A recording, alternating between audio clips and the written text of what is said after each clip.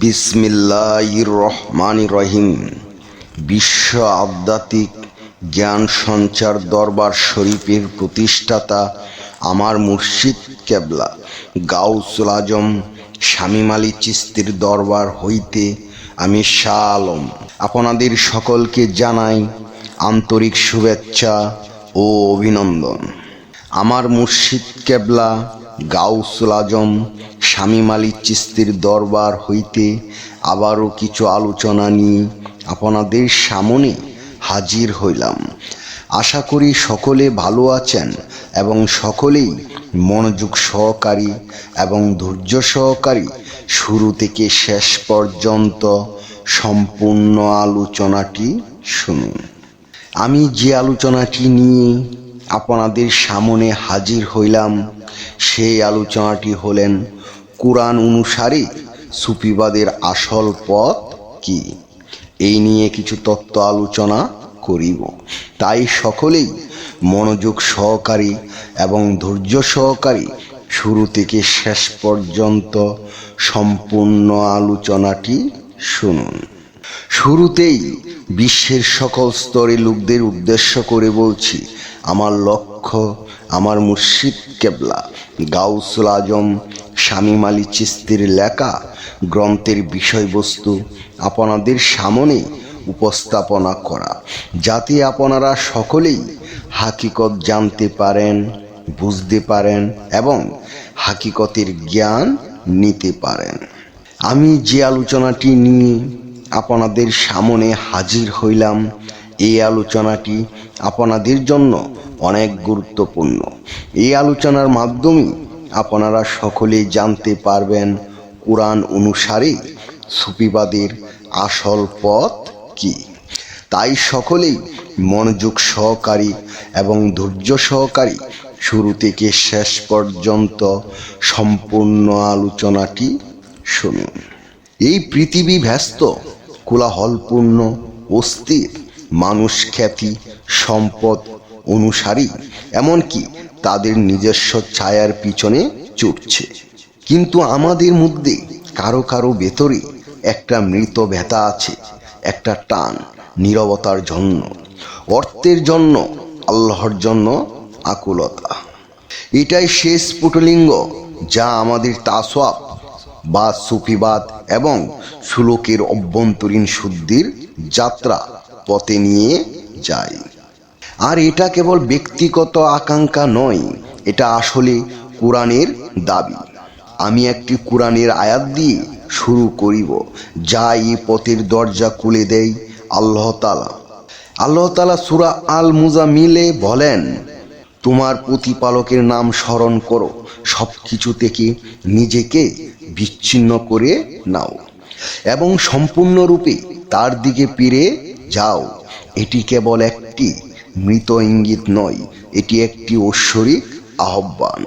পৃথিবী থেকে বিচ্ছিন্ন হয়ে সম্পূর্ণরূপে তার সাথে সংযুক্ত হওয়ার জন্য, যিনি তোমার হৃদয়কে প্রথম স্থানে স্পন্দিত করেছিলেন। যাই হোক, এই সূরাটি রাত জেগে ওঠার গুরুত্ব তুলে ধরার জন্যই নাজিল হয়েছে।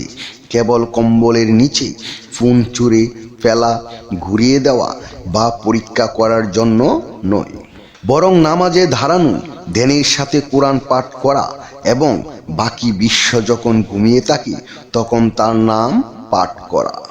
আমাদের প্রিয় নবী মুহাম্মদ সাল্লাল্লাহু আলাইহি সাল্লাম এবং তার সাহাবীরাও ভোর হওয়ার আগে উঠতেন। এটি কোনো সাধারণ অভ্যাস ছিল না, এটি ছিল প্রেমিকদের জীবনধারা।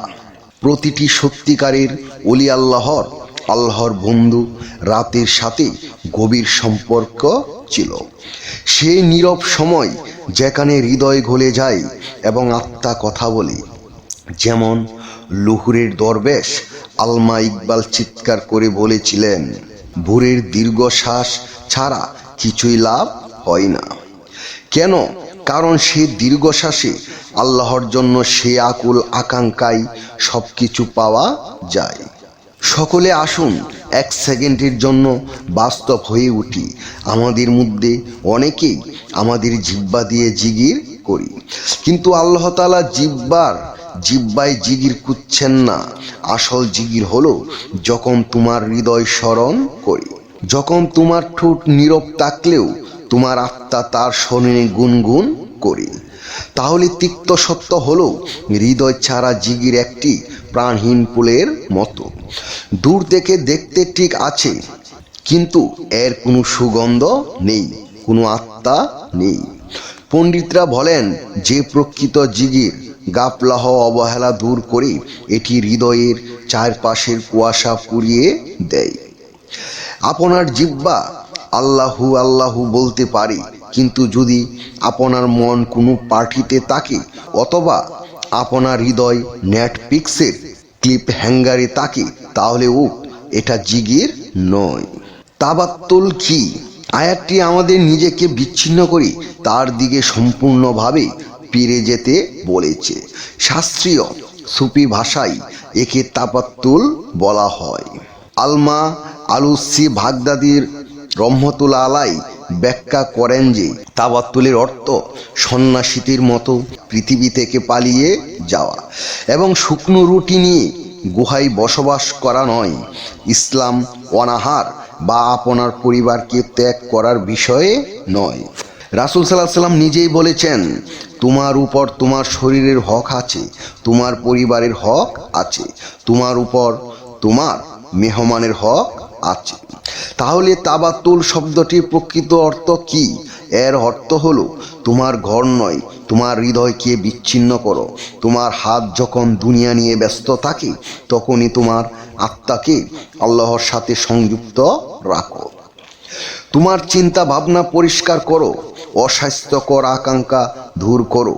বাচ্চারা যখন ঘুমাচ্ছে তখন ধ্যানে থাকো এবং তোমার চোখের জল দিয়ে যা বলতে পারো না তা বলতে ধাও। সুফিরা আত্মার ডাক্তাররা বলে যে পথ সহজ সহজ নয়, বরং সহজ মাত্র দুটি পদক্ষেপ। আল্লাহ ছাড়া অন্য সব কিছু থেকে মুখ ফিরিয়ে নেন। এর অর্থ হলো আপনার চাহিদার জন্য তাকে বিশ্বাস করা, অনুমোদনের জন্য মানুষের কাছে আঁকড়ে না থাকা। কাজের জন্য নয়, তার উপর নির্ভর করুন। অনুসারীদের নয়, তার কাছ থেকে আশা করুন। তাকে আপনার রাজা বানান, আপনার একমাত্র কেবলা। সম্পূর্ণরূপে তার দিকে ফিরে যান, সত্যের দিকে এগিয়ে যান। সালিহি ধার্মিক দিয়ে নিজেকে ঘিরে রাখুন। একজন আধ্যাত্মিক কামেল মুর্শিদের কাছে যান, যিনি ইতিমধ্যেই মানচিত্র জানেন এবং আপনাকে পাপ থেকে নিরাপদে এগিয়ে নিয়ে যেতে পারেন। আমি যে আলোচনাটি আপনাদের সামনে করেছি, এই আলোচনাটি আপনাদের কাছে কতটুকু ভালো লেগেছে? যদি ভালো লেগে থাকে তাহলে আমাদের এই চ্যানেলটি সাবস্ক্রাইব করে দিবেন। সামনে ভালো ভালো আলোচনাগুলো পেয়ে যাবেন এবং আপনারা সামনে কী ধরনের আলোচনা চান আমাদেরকে কমেন্টে জানাবেন। আমরা চেষ্টা করিব আপনাদের পছন্দ মতো আলোচনা নিয়ে আসতে। আমার এই আলোচনাটি করতে যাইয়া কথা ভাষার ছন্দে যদি কোনো ভুল হয়ে থাকে, সকলেই আমাকে ক্ষমা ও সুন্দর দৃষ্টিতে দেখবেন। সকলে আমার জন্য দোয়া করিবেন, আমি যেন আপনাদের সামনে ভালো ভালো আলোচনাগুলো নিয়ে আসতে পারি এবং শোনাইতে পারি। সর্বশেষে সকলের চরণে হাত রেখে একটি কথা বলতে চাই, আল্লাহ গোপনেরও গোপন। সেই গোপনকে পাইতে হলে একজন কামেল মুর্শিদের কাছে যাইয়া বায়াত গ্রহণ করে সেই গোপন ইবাদত ও গোপন সাধনার মাধ্যমে আল্লাহকে লাভ করিতে হইবে। সকলেই ভালো থাকবেন, সুস্থ থাকবেন। আল্লাহ হাফেজ।